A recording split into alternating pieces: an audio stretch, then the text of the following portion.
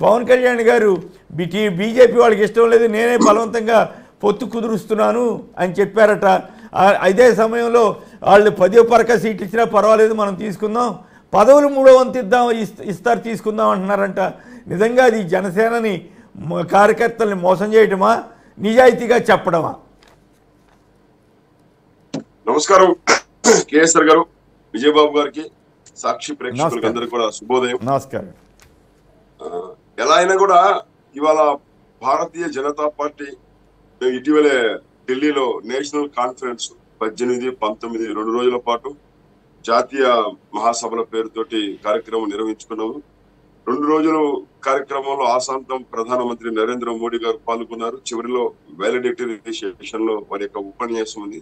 పూర్తిగా కూడా ఈ దేశం యొక్క అభివృద్ధి కోసం ప్రాంతాలకు, వర్గాలకు, పార్టీలకు అతీతంగా దేశాన్ని అభివృద్ధి చేయడమే బీజేపీ యొక్క లక్ష్యమని, అదేవిధంగా 5వ అతిపెద్ద ఆర్థిక వ్యవస్థగా ఉన్నటువంటి ఈ దేశాన్ని ఖచ్చితంగా ప్రపంచంలో 3వ అతిపెద్ద ఆర్థిక వ్యవస్థగా ముందు ఉంచాలనేటువంటి ఒక సంకల్పాన్ని మాకందరికీ ఇవ్వడం జరిగింది. అదే సంకల్పంతో తిరిగి రావడం జరిగింది.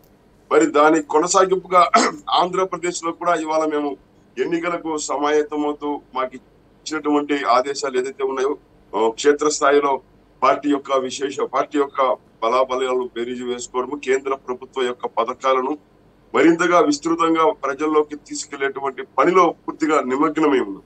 అయితే మా ముందున్నటువంటి లక్ష్యం చాలా పెద్దది. దీర్ఘకాలికమైన స్వప్నంతో 2047కి ఇది అభివృద్ధి చెందిన దేశంగా తీర్చిదిద్దాలని అతిపెద్ద లక్ష్యంతో ముందుకు వెళ్తున్నటువంటి భారతీయ జనతా పార్టీ ఖచ్చితంగా ఇవాళ ఆంధ్రప్రదేశ్ మాకు అతీతమైతే కాదు.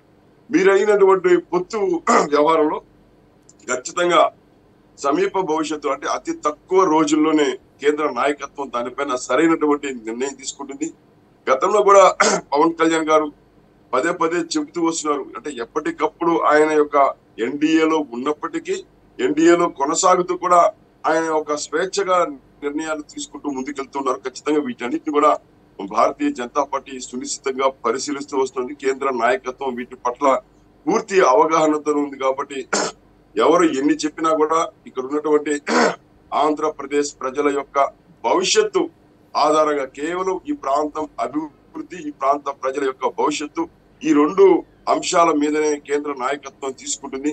రాజకీయ ప్రయోజనాలు ఎలా ఉన్నప్పటికీ కూడా ఖచ్చితంగా ఈ అభివృద్ధి, ప్రజల యొక్క సంక్షేమం అనేటువంటి 2 అంటే శ్రీనివాస్ గారు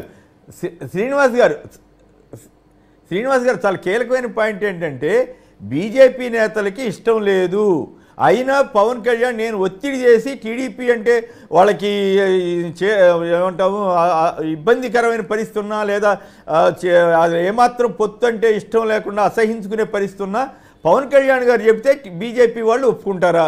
పవన్ కళ్యాణ్ గారు ఆల్రెడీ బీజేపీ నుంచి లేచి వెళ్ళిపోయి టీడీపీతో సంసారం చేస్తున్నారు. మరి దాని మీద మీరు ప్రశ్నించకుండా ఆయన ఒత్తిడికి మీరు లొంగుతారా? ఏమిటి ఈ అక్రమ రాజకీయ, అనైతిక రాజకీయ బంధం?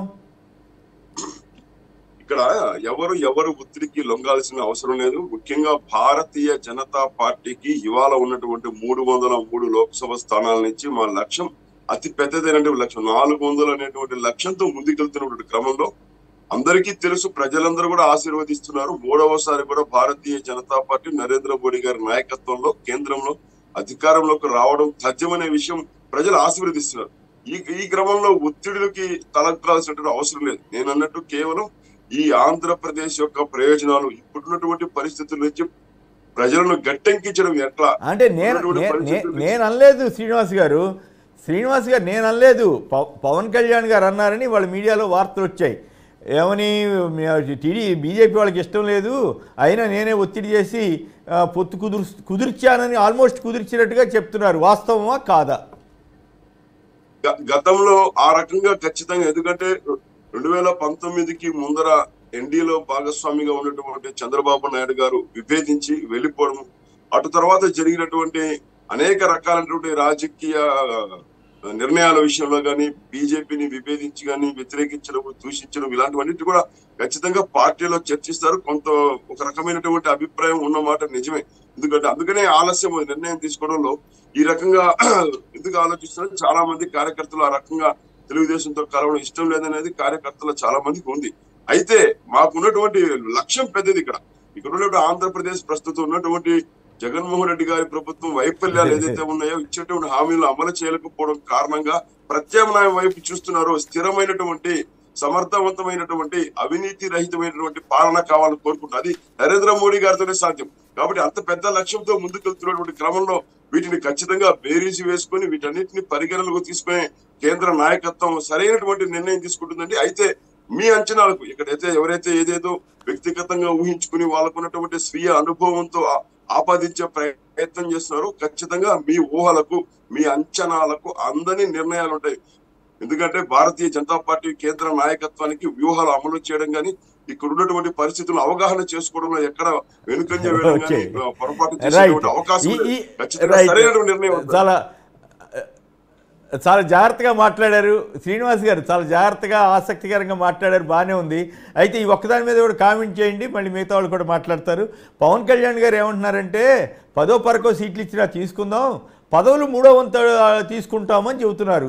దీన్ని జనసేన కార్యకర్తలు నమ్మే అవకాశం ఉందా? 10 సీట్లే ఇవ్వనాడు పదవులు ఇస్తారా తెలుగుదేశం పార్టీని నమ్మితే? అవన్నీ కూడా ఈ ఎన్నికలు సమీపించి నోటిఫికేషన్ వచ్చిన తర్వాత, బీ ఫార్మ్స్ ఇచ్చిన తర్వాత, నామినేషన్లు వేసేటువంటి దాకా ఈ చర్చలు ఈ ఊహలు కొనసాగుతూనే ఉంటాయి. ఎందుకంటే బీ ఫార్మ్ ఇచ్చి నామినేషన్ వేసిన రోజు ఫైనల్ అవుతుంది. నేను అనలేదండి, పవన్ కళ్యాణ్ గారి స్టేట్మెంట్ నేను చెప్పింది పవన్ కళ్యాణ్ గారి స్టేట్మెంటే. అది మీకు ఇష్టం లేకపోతే దాని మీద ఎలా మాట్లాడటం అంత ఇష్టం లేకపోతే సుముఖంగా లేకపోతే వదిలేసేయండి, పర్వాలేదు. ఈవెన్ పవన్ కళ్యాణ్ గారు చెప్పిన అది నామినేషన్ వేసేదాకా ఈ రకమైనటువంటి ఊహలు కొనసాగుతూనే ఉంటుంది. నామినేషన్ వేసిన రోజే ఏ పార్టీకి ఎన్ని సీట్లు అనేది ఖరారు అవుతుంది కదా అంటున్నా.